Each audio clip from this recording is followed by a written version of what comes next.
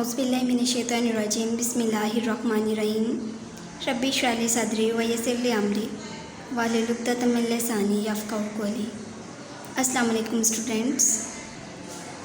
Today is 10 September 2020 and Thursday.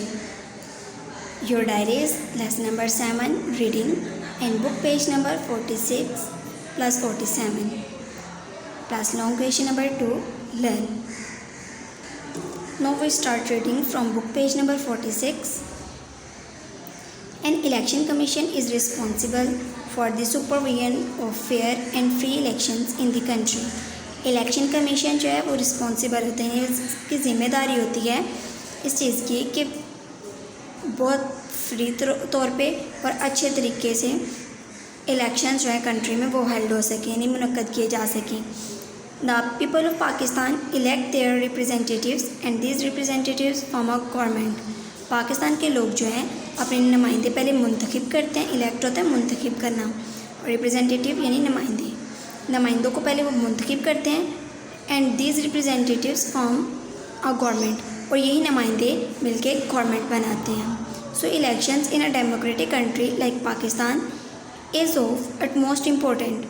इसलिए election जो democratic country में यानी जमहूरी कंट्री जहाँ पे गवर्नमेंट के नुमाइंदों को चुनने के लिए अवाम का फ़ैसला होता है, यानी कि वो खुद वोट कास्ट करते हैं, अपनी राय देते हैं वोट कास्टिंग के थ्रू, और फिर ही गवर्नमेंट बनती है। इसलिए कह रहे हैं कि जो डेमोक्रेटिक कंट्री हैं उनमें इलेक्शन बहुत ज़्यादा ज़रूरी होते हैं, जैसे कि हमारा मुल्क पाकिस्तान है। इलेक्शंस इन पाकिस्तान में इलेक्शन कैसे और किस तरीके से होते हैं और कितने अरसे के बाद होते हैं, इस टॉपिक में हम देखेंगे। In democratic Pakistan general elections take place after every 5 years। हमारा जमहूरी पाकिस्तान है तो इसमें आम इलेक्शन जो है 5 साल के बाद होते हैं। All those who are 18 years of age have a right to vote, और वो सारे लोग जो 18 साल से बड़े होते हैं या 18 साल के होते हैं उन सब का बुनियादी हक है वोट कास्ट करने का। A number of candidates participate in elections. बहुत ज़्यादा जो कैंडिडेट्स हैं वो इलेक्शंस में हिस्सा लेते हैं, यानी कि बहुत ज़्यादा लोग हैं जो इलेक्शंस में खड़े होते हैं, इलेक्शन लड़ते हैं। They move from door to door. वो घरों में जाते हैं ताकि वो अपने लिए वोट जो है वो कह सकें कि हमें वोट दें, जैसे कि हमारे पाकिस्तान में होता है। They hold public meetings and explain the programs of their parties। कि वो पब्लिक मीटिंग्स अरेंज करते हैं, जिसे हम कहते हैं जलसे वगैरह, तो जलसे वगैरह मुनक्कद करते हैं, ऐसे ही हम पब्लिक मीटिंग्स बोलते हैं कहते हैं। और इसके अलावा ये कि वो अपने इन प्रोग्राम्स में अपनी पार्टीज़ के बारे में बताते हैं कि अगर हम जीत गए तो कौन कौन से प्रोग्राम्स जो हैं हम अरेंज करेंगे, यानी कि क्या क्या मफादात हमारे कंट्री को होंगे और हमारे सिटीज़ को होंगे, उसके बारे में बता रहे होते हैं लोगों को। If they get majority of vote, अगर वो बहुत ज़्यादा वोट जीत जाते हैं, दे विन, तब जो ज़्यादा वोट जिसके हक़ में ज़्यादा वोट होंगे वही विन होगा। If they do not they lose, और अगर किसी के पास कम होंगे तो वो विन नहीं कर पाएगा। An election therefore is like a battle but this battle is fought in a peaceful वे। इसीलिए कहते हैं कि इलेक्शन जो है जंग की तरह है, लेकिन ये जंग जो है पीसफुल वे से यानी पुरअमन तरीके से लड़ी जाती है। Ballot paper and ballot box. Ballot paper क्या है वो, और इसके बारे में इंफॉर्मेशन हम यहाँ से लेंगे, इस चैप्टर से हमें मिलेगी, इस बॉक्स से मिलेगी। और इसके अलावा बैलेट बॉक्स क्या होता है उसके बारे में हम जानते हैं। सबसे पहले ballot paper. Ballot paper is a piece of paper on which different symbols with their candidates names are printed। Ballot paper जो है एक कागज़ का ऐसा टुकड़ा होता है जिसमें डिफरेंट सिंबल्स होते हैं, जैसे कि आप लोगों को दिखाया गया हुआ है, इसमें डिफरेंट सिंबल्स हैं। ये डिफरेंट सिंबल्स होते हैं, साथ में इनके कैंडिडेट के नेम लिखे हुए होते हैं, वो प्रिंट किए होते हैं, यानी यहाँ पे कैंडिडेट का नेम लिखा होगा और सामने सिंबल होगी इसकी। It is used for voting, और ये वोटिंग के लिए इस्तेमाल किया जाता है। वोटर्स मार्क और stamp on the candidates symbol they wish to vote for and fold it and drop it in a box.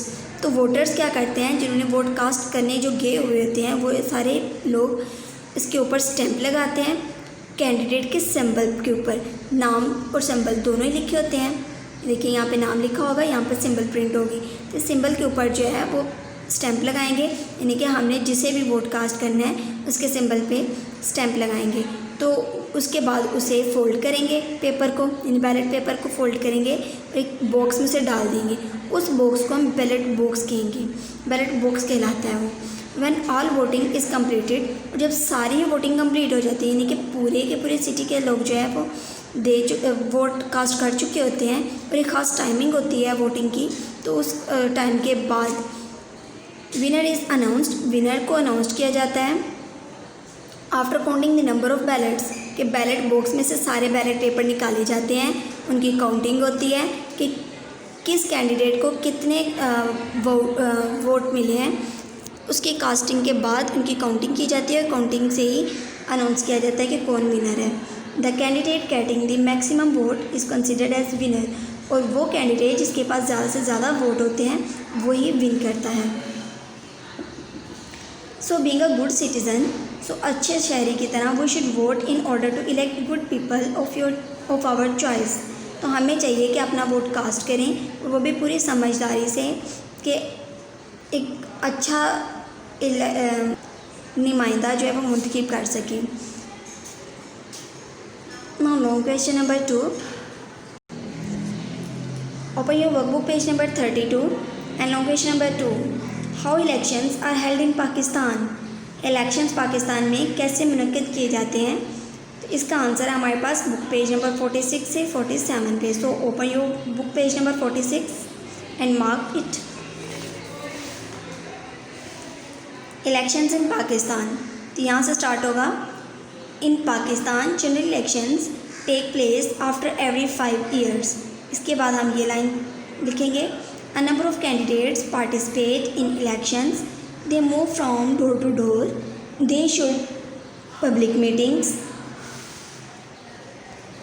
and explain the programs of their parties. If they get majority of vote, they win.